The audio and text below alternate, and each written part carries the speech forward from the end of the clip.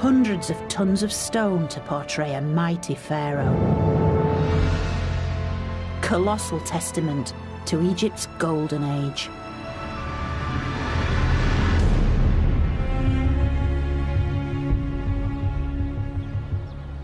I think it's probably here at the feet of the Colossi of Memnon we get a real sense of who Amenhotep III was. In my opinion, Amenhotep III was ancient Egypt's greatest pharaoh. He presided over the zenith of Egyptian culture and civilization. He is the golden age. He is the epitome of everything that made ancient Egypt brilliant. The rise of this great civilization was powered by its extraordinary belief system, where the pursuit of the perfect afterlife was everything. Capable of withstanding disasters and dark ages, to then re-emerge as the most powerful empire in the ancient world.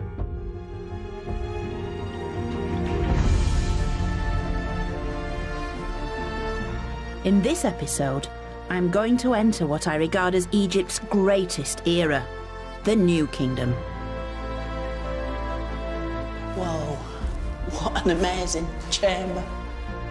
A time of luxury, grand designs, and unparalleled splendour. Isn't this absolutely beautiful? But like all good things, it couldn't last forever. Egypt's powerful religion would prove to be its greatest weakness. And I'll discover how the priests became so rich, their power struggle with the crown destroyed the very unity of Egypt. It was this very conflict that would transform this golden age into one of decadence and corruption, and would eventually tear Egypt apart. And by looking again at Egypt's greatest superstars, I'm going to investigate what really happened during the glittering New Kingdom. Welcome to my story of ancient Egypt.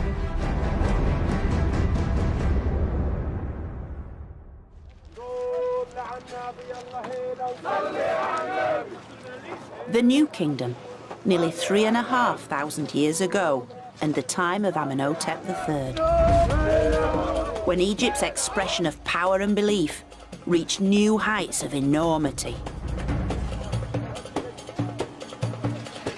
I've joined an international team of archaeologists who are excavating just one of the vast monuments Amenhotep created, his funerary temple.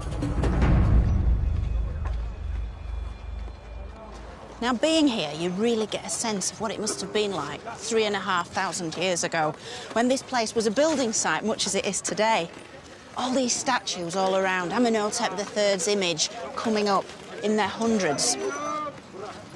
And yet, as the archaeologists today assemble all these pieces, this is literally history coming out of the ground, piece by piece. In the Pyramid Age, royal tombs and funerary temples were a single complex. But 1,300 years later, the two were built separately, reflecting a new era of opulence epitomising the greatest dynasty of all, the 18th, the time of Amenhotep III.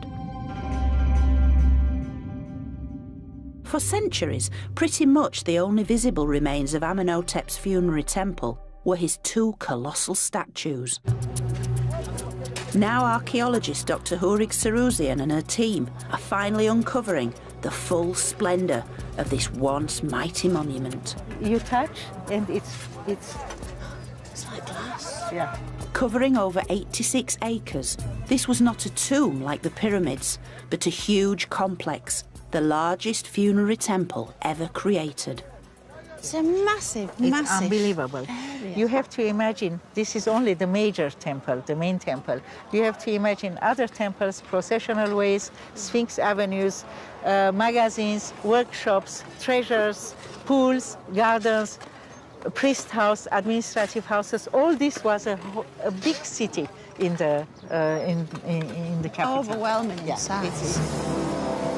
This grand design was built as the place where his soul could be worshipped for eternity, while his mummified body was buried in the Valley of the Kings nearby. But during his lifetime, inside the temple, a permanent priesthood was employed, all ruled over by the pharaoh. Amenhotep's massive statues flanked the temple's main entrance.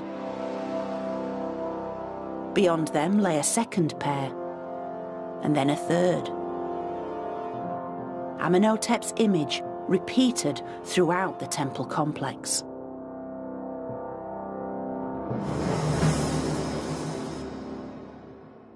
I wish one day they find the time machine. I go back. Can I come? I'll come with you. We may not have a time machine, but 15 years of work have begun to reveal some of the temple's former glories.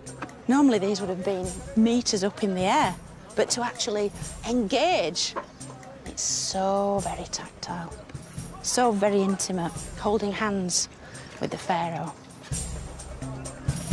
This colossus from the temple's second gateway is flanked by one of the best preserved statues of Amenhotep's principal consort, Queen Ty, his great royal wife.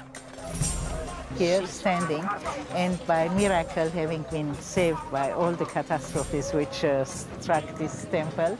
So he's protected her for centuries, really, hasn't he?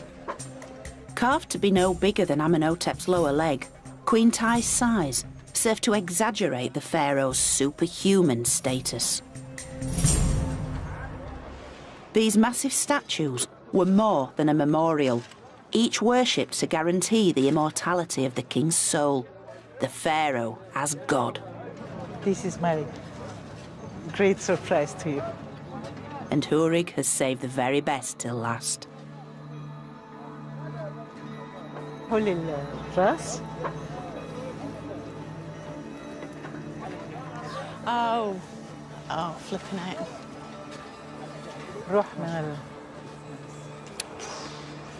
It's Amenhotep's head at 3 meters tall, carved from the finest white alabaster. Oh, don't know what to say. Over the years, I've seen many of his portraits, but rarely one as stunning as this. Look at it, look at his nose. Yeah. This is an absolutely amazing portrait, sculpted face of Amenhotep himself. I've never seen anything like it. With hundreds of statues like this, Amenhotep was multiplying the image of himself as Egypt's most powerful god, bringing light and life to the world.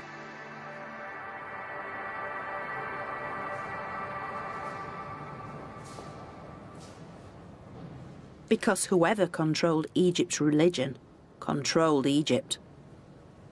And with it, a vast amount of wealth. Now, Amenhotep wore gold from top to toe, and he handed it out to his courtiers as gifts. But he also used it as a diplomatic weapon. Amenhotep's clever use of Egyptian gold is recorded on stone scarabs like this one. They served as the pharaoh's news bulletins, which he circulated around his empire with updates inscribed on their base. In this case, it was a new marriage of the king. It effectively records his marriage to a Syrian princess, a princess from the land of Mitanni. And it recounts how, having sent gold to the princess's father, he then sent out one of his daughters for the pharaoh to marry, so a kind of mail-order bride, if you like. It reports that her name was Kilahepa, and that she arrived from Mitanni in Syria, with no fewer than 317 ladies-in-waiting. Clearly impressed, Amenhotep added the comment, "It's a marvel." With this diplomatic marriage, only one of many, they were an effective way of securing peace and prosperity. Amenhotep was able to utilise his key resource, his gold, to kind of get everything he wanted to maintain his status as the supreme monarch in the ancient world at that time. Gold bought Egypt peace with its neighbours, with Amenhotep III's empire stretching from what is now Syria as far as modern Sudan. But within Egypt itself, gold had a different use and could even guarantee a fast track to the afterlife, emphatically expressed by a great treasure in the museum in Wigan. A stunning golden face.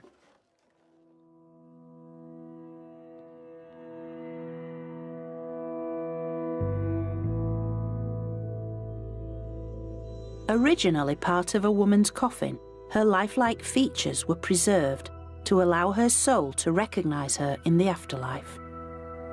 Isn't this absolutely beautiful? Clearly the gold suggests to us that this was someone of very special, very high status, very wealthy. Although we can never know her name, she had clearly spent a fortune in preparing for her perfect afterlife. Covered in gold leaf, she stares out at us with eyes of alabaster and black obsidian. We can really see into the world, into the thought patterns of the Egyptians themselves, because as stunning as this face is, it was simply buried in a tomb, literally buried in a hole in the ground, not for human eyes, but to be seen by the gods and the spirits of the dead with whom this woman wanted to join. And that's why her skin is gold, because the gods had golden skin, and she wanted to be recognised by them as one of their own, taken into their eternal care. For the Egyptians, it was a special pact between themselves and the gods that made their country, made their empire so very powerful, so very special. In the Golden Age, this special pact shone more brightly than ever before, with Egypt's wealth poured into their faith in the afterlife.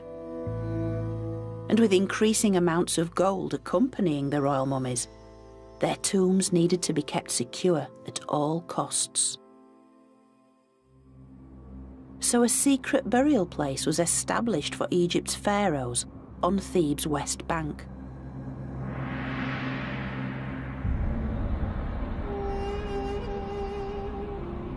The Valley of the Kings.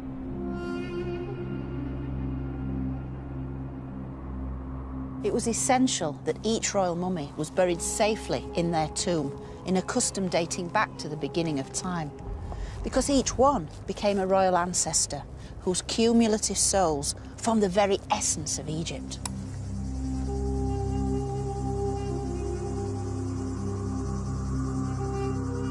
The royal tombs had been desecrated once before, breaking Egypt's spiritual link to its ancestors.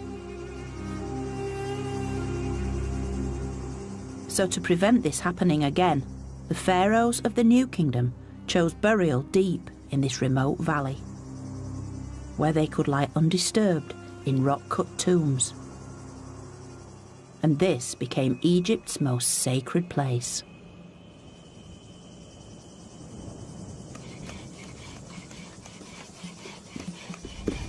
Such elaborate preparations for the afterlife also fueled a growing economy. And just as in the Pyramid Age, the industry of death shaped the lives of many ordinary Egyptians. For not only were there tombs to cut and temples to build, but statues, shrines, coffins, sarcophagi, and all the paraphernalia of the afterlife. And with this came all the ingenuity of sourcing everything from alabaster to granite to gold. This is a copy of the world's earliest surviving geological map, dating from around 1150 BC and the reign of Ramses IV. This map is a guide to the stone quarries and gold mines of a 15-kilometre stretch of Egypt's eastern desert. It's almost as detailed as a modern geological map, with different colours for the different rock types. So, over here, these large areas of black are the sedimentary rocks. Back here, where it turns pink, these are the igneous rocks like granite. Other little features include areas of gold mining, and then throughout you have this very subtle speckling, and these are the areas of gravel. Known to be very accurate, the map was made for one specific quarrying expedition. When 8,000 men were sent into a desert valley, 130 kilometres from Thebes, to mine stone for royal monuments.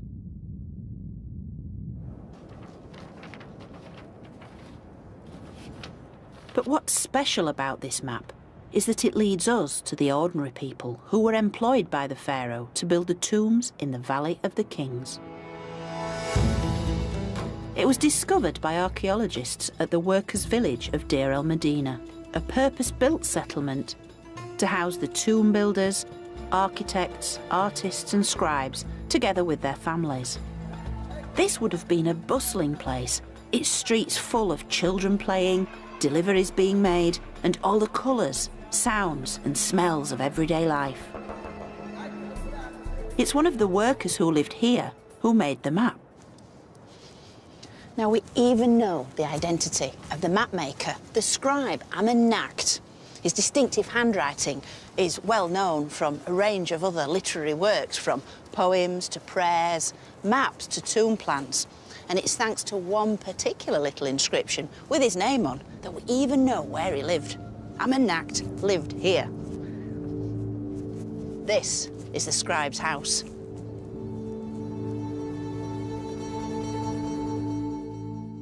Amennacht was one of the many skilled workers that rose through the ranks of society in the generations following the reign of Amenhotep III. He became the head scribe of this entire village, so a very, very important man. And yet it's a very sad tale as well, because as he gets older, we know that his eyesight started to fail, because a prayer of his has survived in which he makes this very personal address to the local goddess Meret Sega, who lived at the top of the mountain up there. And he's imploring the goddess. He's saying, "My eyesight is failing. I see darkness by day." And for a scribe, for a consummate draftsman like Amennacht, how sad that would have been. Here, Amennacht prays to Meret Sega, both of them symbolically portrayed without their eyes.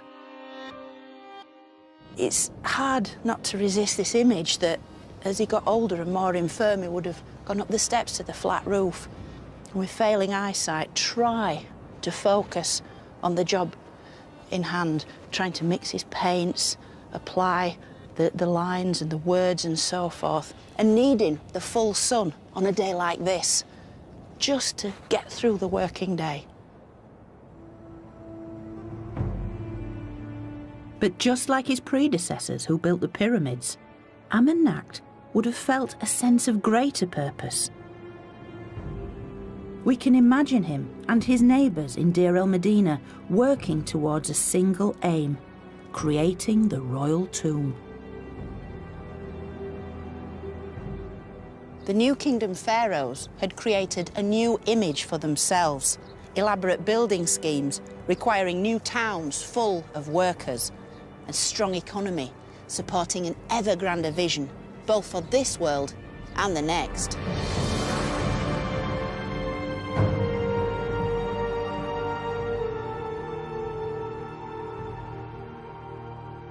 But the spiritual convictions that had brought Egypt to its zenith had also created a serious threat. In the New Kingdom, much of the Egyptian state centred on Thebes. While its West Bank was mainly dedicated to its city of the dead, the East Bank was where most people lived and the site of Egypt's main state temple, Karnak.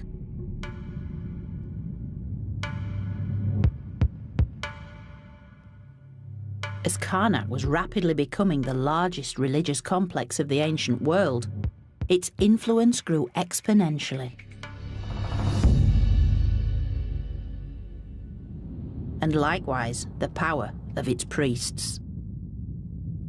To get a real sense of what's going on, we need to go behind the scenes.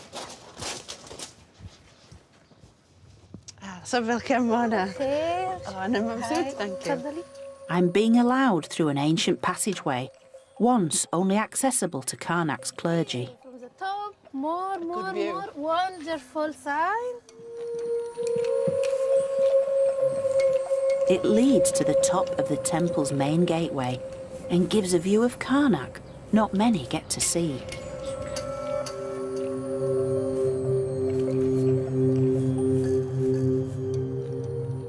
Just look at that.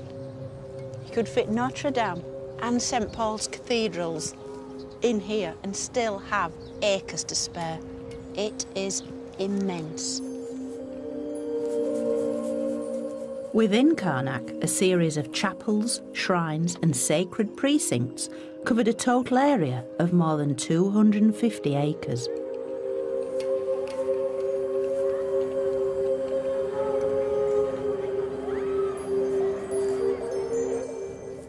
This was Egypt's religious heart for almost 2,000 years.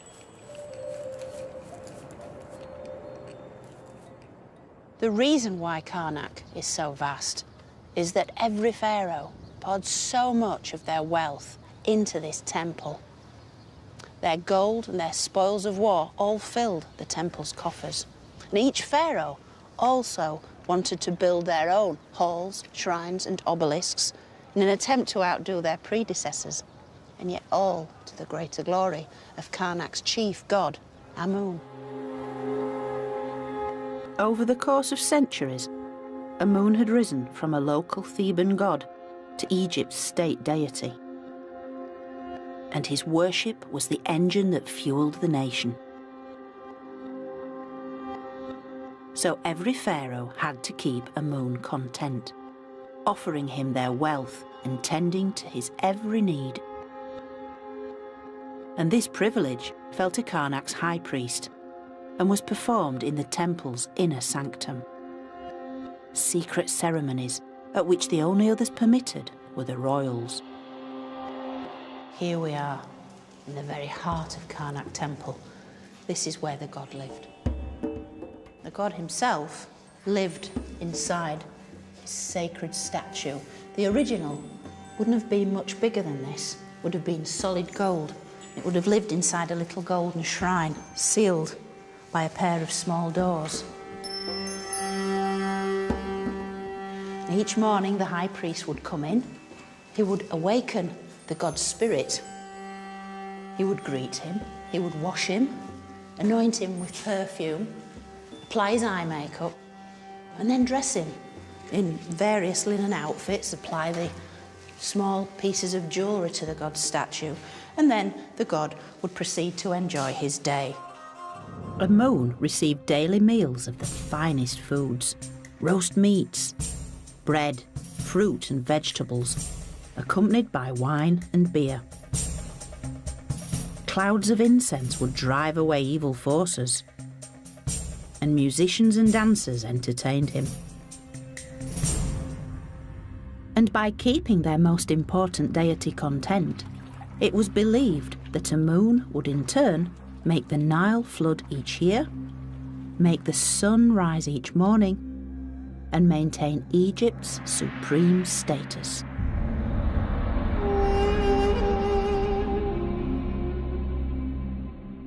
The high priest's direct access to Amun made them the greatest beneficiaries of Karnak's growing prosperity. This tranquil lake is where the male and female clergy bathed twice each day and night to maintain their ritual purity before the gods. Known as the Pure Ones, they set themselves apart from the rest of society with their distinctive appearance achieved through their own set of daily rituals. Part of this process of ritual purity involved using an array of implements on a daily basis to transform their appearance. And one of the most important things they did They had to remove all body hair, male and female clergy, using razors like this. So every day having to shave their heads and their entire bodies, keep them free from lice and all these kind of things which would have inhibited their sense of cleanliness. It was essential that they also had a very clean mouth because they'd be speaking the words before the god. And so they used something which is quite a modern thing. Basically natron salt, a kind of bicarbonate, rather like a modern bicarbonate toothpaste, which would get their teeth nice and clean. Scrupulous not only with dental hygiene, they wore reed-woven sandals and robes of pure white linen. And having transformed themselves in this wonderful way, they also had access to these polished metal mirrors. They could then admire their transformed appearance because it was important to distance themselves from the great unwashed. For the ancient priests, cleanliness really was next to godliness, and they were the God's chosen people.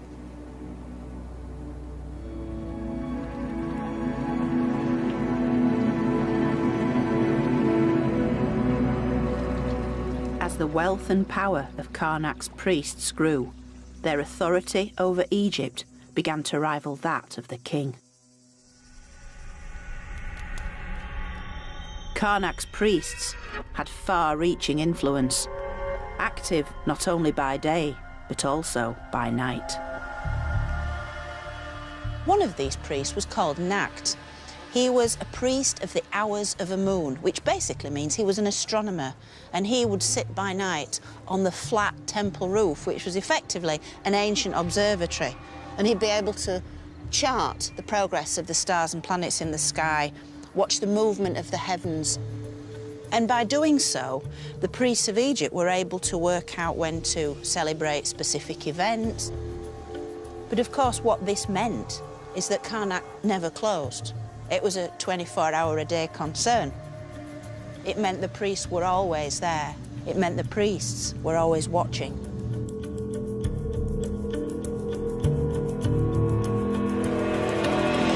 Fully aware of the potential threat posed by the Karnak clergy, Amenhotep III employed his own relatives in the temple to guarantee their loyalty. But such subtle means of control were about to evaporate. Enter a new pharaoh, Akhenaten. Son and heir of Amenhotep. But unlike his father, Akhenaten was no diplomat. His zealous ambitions would soon plunge Egypt into an age of political and religious extremism. Early in his reign, Akhenaten found a swift way to stamp his authority on the priests by building a controversial new temple complex at Karnak. Now, what we're looking at here is something very, very unusual. It's part of a wall from Karnak Temple, but not the traditional part of Karnak Temple. It's a section that was built a little way beyond, and it was a new revolutionary building. It wasn't built like the old-style Karnak in huge, big, monolithic blocks of stone, but these small, easier-to-handle blocks, which meant, of course, it could almost spring up overnight. But most shocking of all were the images that this new temple portrayed. Akhenaten had begun to dismantle Egypt's traditional religion and replace its many deities with a single god. If you look very carefully, the images are very different to what went before. A moon is nowhere present. The god of Karnak himself isn't represented in his own temple because the god shown here is a form of the sun god called the Aten. And you can see the multiple rays coming down, ending in human hands, giving their blessings to the main figure here. And it isn't the high priest of Amun. Pharaoh's priests were no longer in control at Karnak. And Amun himself was now replaced by the Aten sun god. In fact, life in Egypt was turned on its head. And whereas previously courtiers would bow very low before their monarch, now times had changed. These people have their faces in the dirt before Pharaoh. They're lying prostrate before him. This marked the beginning of a new age. It was an age when the only way to reach God was through his intermediaries, twin monarchs, Akhenaten and his wife and co-ruler Nefertiti. And when the priests objected, the royal couple closed Karnak, sacked its priests and seized its treasury. They then moved their whole court 400 kilometres downriver from Thebes and in less than 10 years built a brand new city.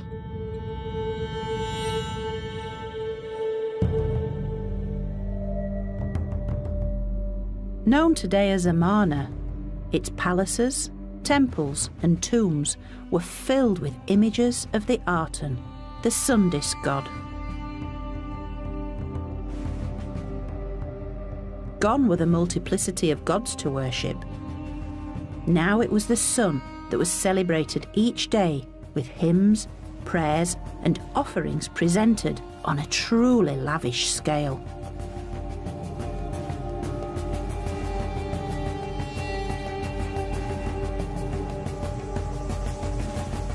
But the couple's vision of utopia came at a price. And when Akhenaten died after a 17-year reign, Egypt was bankrupt. His son became king of Egypt, and although he reigned for less than 10 years, he still became the most famous pharaoh from the whole of Egyptian history. Tutankhamun.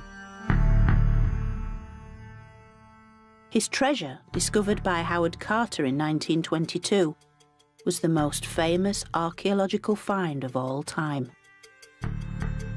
Tutankhamun's mask is the epitome of ancient Egypt. So very familiar, yet, like so many of his treasures, holding a long-standing secret.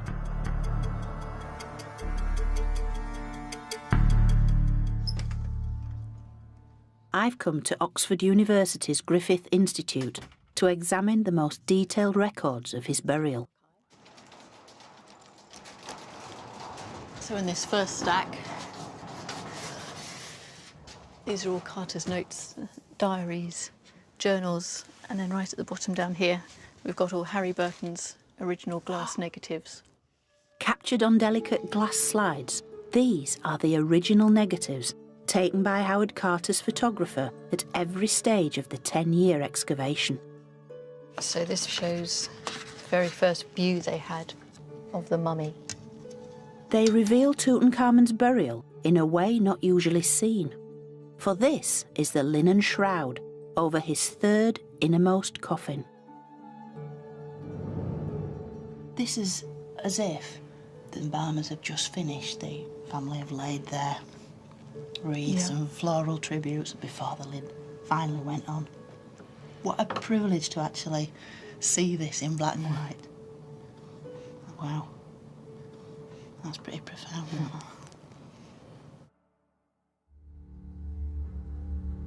For all his fabled wealth, Tutankhamun was, in life, a fairly insignificant pharaoh.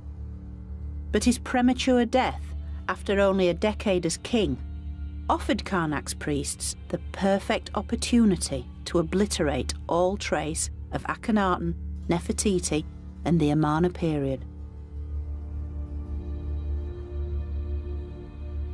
And these wonderful photos of his burial treasure reveal how they did it.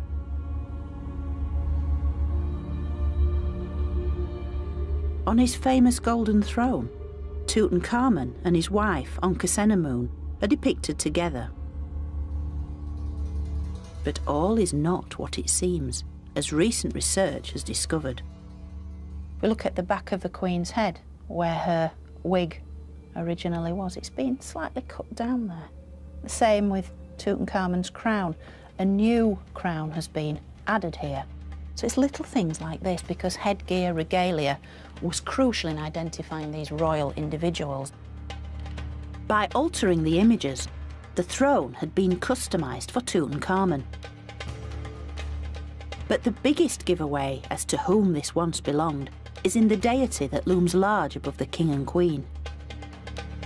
So although a moon is also named on this throne, it's the Arten sun disk that does take centre stage and really does cement this piece as a royal throne from the Amarna age. So it seems that the two figures once believed to be Tutankhamun and his wife were originally Akhenaten and Nefertiti. Another clue comes from the most famous artefact from ancient history, the golden mask of Tutankhamun. Or is it? Recent research has zoned in on one long overlooked feature, and that is the decidedly pierced ears, because it's been suggested that this mask was originally made for someone else. The research suggests that Tutankhamun wouldn't have worn earrings beyond childhood. So by the age of 20, when he died, he would not have been portrayed with pierced ears. This mask was not made for an adult male pharaoh. Indeed, when the gold has been compared, the face is made of completely different gold to the rest. Evidence of soldering is clearly visible on the mask. It now seems as if Tutankhamun's own face was effectively grafted on to the mask of a previous ruler who had pierced ears for earrings, a previous ruler who may well have been a woman, who may well have been Nefertiti.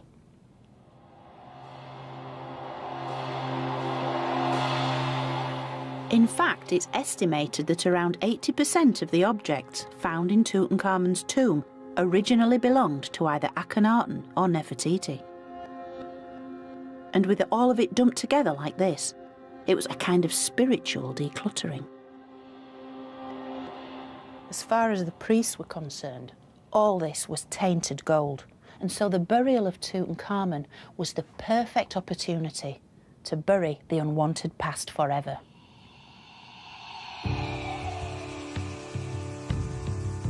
While the city of Amarna had been abandoned, then demolished, the memory of everything it represented was likewise being erased. Egypt's state religion was restored. Karnak's priests were back in business. And Thebes was once again the seat of sacred power.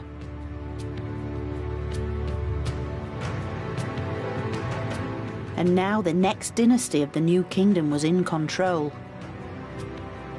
Having died without an heir, Tutankhamun was succeeded by a line of militaristic rulers, the 19th dynasty.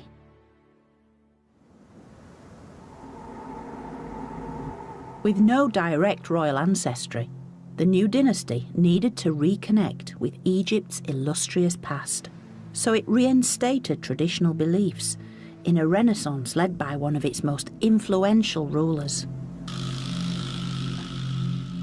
Seti I. His tomb in the Valley of the Kings is the largest pharaoh's tomb ever created here. Currently closed to the public, I've been given special permission to explore this labyrinthine treasure. The tomb's inviting us down, further down into the underworld, and it's just drawing us into the darkness. It's a really, really deep tomb, this. It's 174 metres of corridors and chambers, all chiselled out by hand, and covered from floor to ceiling in some truly spectacular scenes. Whoa, what an amazing chamber. Absolutely filled with little gold and twinkly stars. But the walls of Seti's tomb carry a clear message, demonstrating the return of Egypt's traditional deities in full force. And here we see him, Seti, with the gods.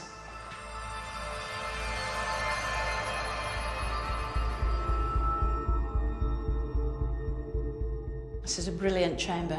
It's repeated images of the pharaoh Seti with the gods. The gods are back, and he's keen to show that. And so we see him here with Anubis, the elegant black jackal god of embalming and the dead. Here Seti is making offerings to Hathor, the maternal goddess of love who takes all dead souls into her care. And Horus, the god of kingship, wearing the joint crowns of Upper and Lower Egypt. Then Seti makes the strongest connection with Egypt's past in the portrayal of the ultimate deity in the tomb, Osiris, god of the underworld. He represents every single pharaoh that's gone before Seti. He represents the accumulated powers of the royal ancestors, and Seti is keen to show himself in the company of Osiris. He's tapping in to that greatness that made Egypt such a strong nation. Every image, every hieroglyph in Seti's tomb harks back to the golden age of Amenhotep III. And continuing with this golden legacy, Seti's reign was a true renaissance of art and culture, with the ultimate jewel in his tomb, his burial chamber. That is absolutely superb. This is really incredible. It's taking that nighttime sky motif and really, really running with it. This is the night sky as seen through the eyes of the astronomer priests. And this is where the royal mummy would have lain in its alabaster sarcophagus, allowing Seti's mummy, Seti's soul, to look up at this spectacular ceiling.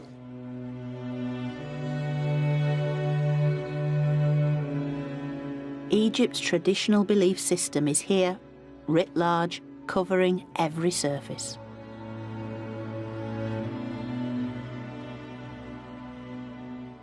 Egypt was back. Seti had brought back the days of glory. It's as if the Amarna period had never been. And for the average man and woman in the street, that was a wonderful thing, because order had been restored. Chaos had been brushed away, and everything was all right with their world.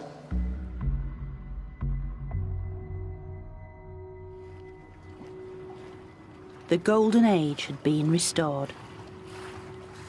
But not just for the larger-than-life pharaohs with their glorious tombs and vast monuments, but for the majority of Egypt's population too. This included the inhabitants of Deir el-Medina, the tomb builders' village near the Valley of the Kings. At the edge of the village was a great pit, the community dump, inside which were discovered tens of thousands of pieces of pottery and stone, covered in pictures and words. Written in hieratic script, a kind of hieroglyphic shorthand, these are the ancient Egyptian equivalent of post-it notes, shopping lists and text messages. This is the kind of stuff that speaks to everyday life, what's going on underneath the surface. With the help of hieratic expert Dr. Glenn Goddenhoe, we can catch a glimpse of this intimate world, far away from kings and gods. Which is your favourite amongst these ones? I always go to this one. This is really nice because this one's basically a list of stuff you take to a party. What you've got is tabulated information. So you've got vertical and horizontal lines, and in each of those spaces you've got a name and the stuff they brought to that particular event. I mean, this person here, the name's missing from this, but this person bought the most stuff, about 11 items. We've got bread, for example, being brought along. Next down we've got some beer, so 1 jug of beer. As well as beer and bread, it lists a veritable feast. Fruit, 20 pieces. Beans, 1 jarful. Fish, meat, and even a cake. The thing I like about this is that idea of a community coming together. It really does make the ancient Egyptians that more real, because we can relate to them. We all like a good party. But of course, life isn't always a party, and people fall on hard times. This fragment begins with a story of a breakup. Hesisu-Nebef divorced the Lady Hell. And then it goes on to record a heartwarming story of support from its anonymous author. He seems to have wanted to look after this Lady Hell. And so the text goes on, and it says that the author of this spent 3 years giving 1 measure of emmer wheat to Hell every month. But it doesn't end there. So she gives to the author here a sash, so a piece of clothing. And she says in this line here to offer it at the riverbank. The riverbank is where the market was, right? And she says that she'd like 1 measure of emmer wheat for it. But no one wanted it. Oh. So yeah, the text goes on to say that the author tried to offer it down at the riverbank, but he gives a customer review. It's right here. 1 word, bean, which means bad. Oh, yeah. So really it wasn't sad. even worth 1 measure of emmer. So that is sad, but the author's such a good egg that he says that he buys it off of her for well over the market value of this thing that wasn't even worth 1 measure in the first place anyway. Nice guy. Pity we don't know his name. Yeah, it's a real shame. It's a real shame. But at least we have his words. One of the many voices from Deir el Medina, which still speak to us across 3,000 years of history, telling us of the highs and lows of lives, familiar to us even today. For most people, the New Kingdom had been an age of plenty. But it wasn't to last. The golden era of wealthy pharaohs was becoming ever more superficial.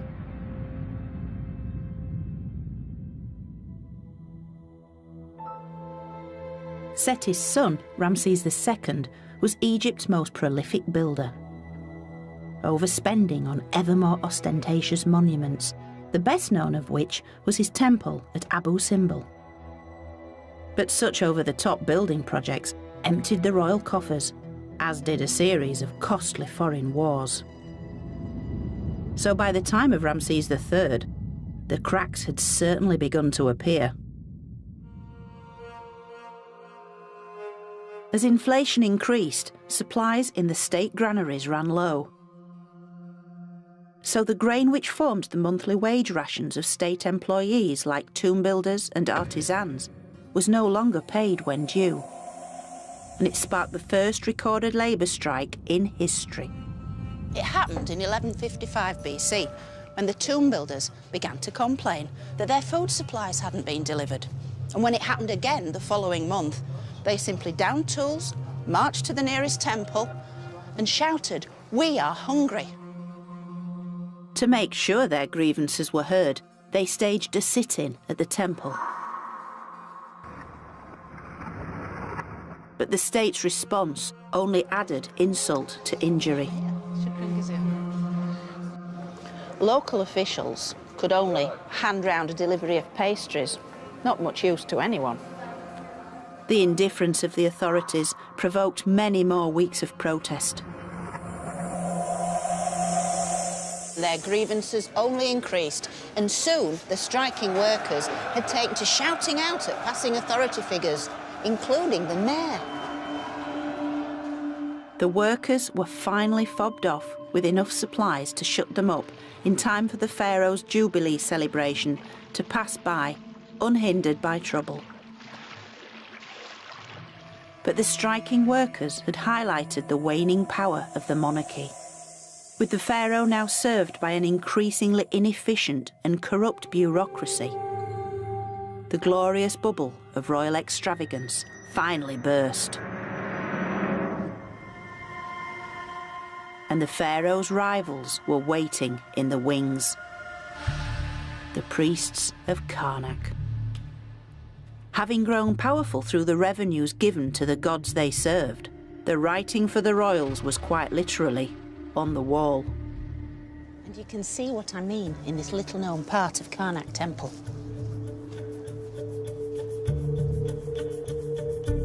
where the high priest is making a very bold statement, but only if you know how to read the footnotes. Now this is a fascinating scene.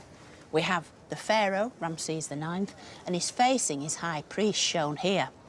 But there's something extraordinary about this scene because for the first time, the Pharaoh and the priest are shown on exactly the same scale. They are the same height. That's why the priest is looking so pleased. He has his arms raised as if in triumph. Because these guys are so clever, they've actually got the Pharaoh standing on a box. So he's a fraction higher, and yet in reality, they're the same height. This really shows that the priests are in power. They're basically saying to the king, we are the same size as you. Therefore, we are as important as you are.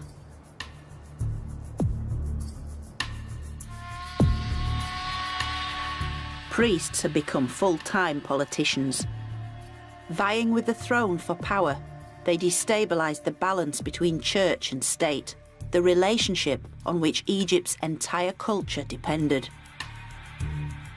So great were their ambitions that by the end of the New Kingdom, the priests took control of the entire south. And with the Pharaoh ruling only the north, the country was split into its two ancient halves. But even worse was to come.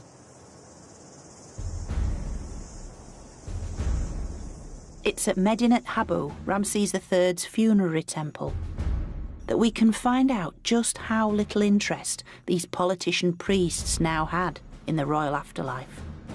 They were only concerned with their own status and their own wealth.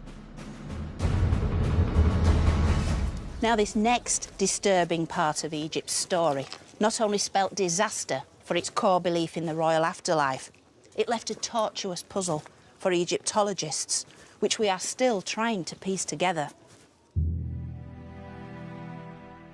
It's an extraordinary story that begins not in the temple, but in a small house built later within the grounds. Because the priest's corrupt ambitions will be put into practice by the man who lived here.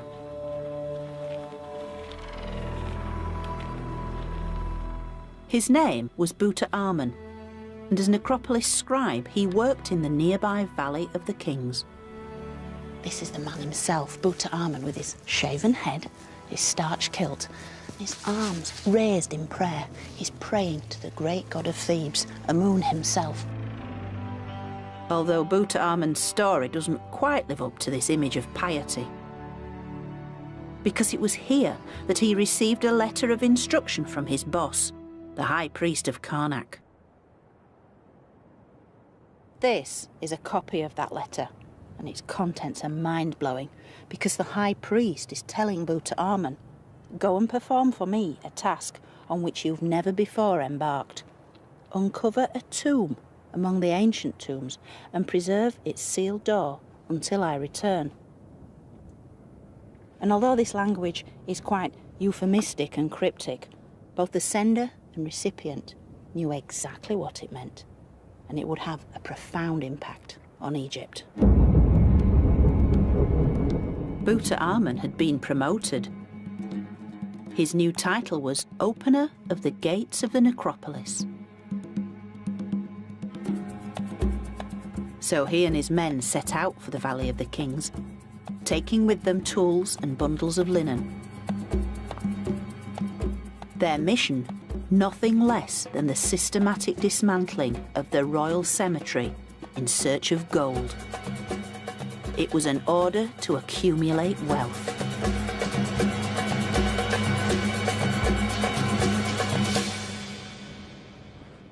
Tomb robbing itself was nothing new in ancient Egypt. But what's different about this looting is that it's an order from the ruler of Upper Egypt, the high priest himself.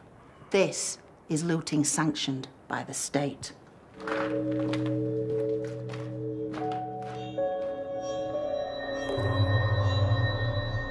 Knowing the secret location of the royal tombs, Buta Amen began what was euphemistically referred to as restoration work. The final taboo was about to be broken. So, Tutankhamun and his men set to work. They break open the seal of every royal tomb, they move the lid of the sarcophagus, take out the royal mummy in its nest of gold coffins, and proceed to unwrap each one. Next, they strip them of anything of value, gold masks, jewellery and amulets, all taken for the temple treasury. As for the mummies, they're rewrapped in fresh linen and all buried together. For the cash-strapped priests, these royal tombs were no longer inviolable, but little more than a series of dead bodies resting amidst the gold they needed to achieve their political aims. So for 20 years, this very tomb became one of Tutankhamun's rewrapping workshops, where archaeologists found fragments of the gold prized from royal coffins, traces of the lost treasures of numerous pharaohs.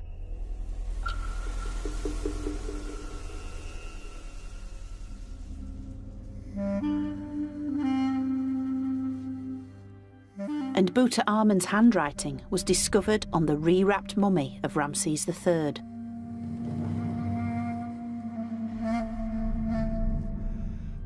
With no regard for the sacred, even the great pharaoh Amenhotep III ended up repackaged in the coffin of Ramses III, covered with the ill-fitting lid of Seti II.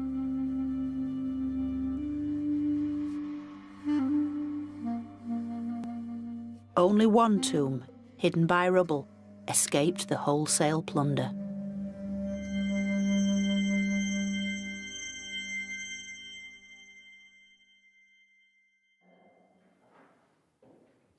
Yet the ultimate violation of ancient Egypt's soul was now complete. Clearly, the priest-kings of Karnak had got what they'd always wanted, absolute power. No longer interested in the royal ancestors, who were simply a source of revenue to be robbed and discarded. The devout had become cynical, and the royal afterlife, nothing more than an illusion.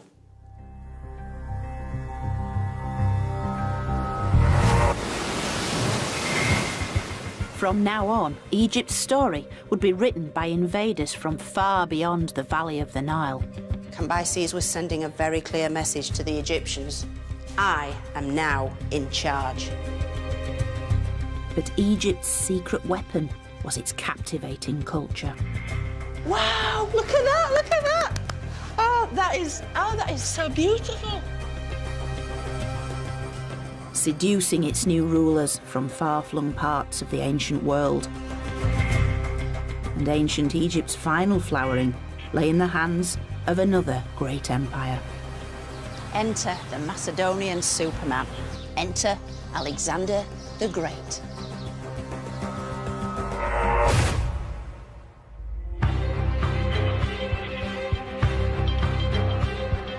Well, from Alexander the Great to Great Kates, Jennifer Saunders, Jessica Hines and Romesh Ranganathan join Sue Perkins for a spot of name-dropping comedy. Here next.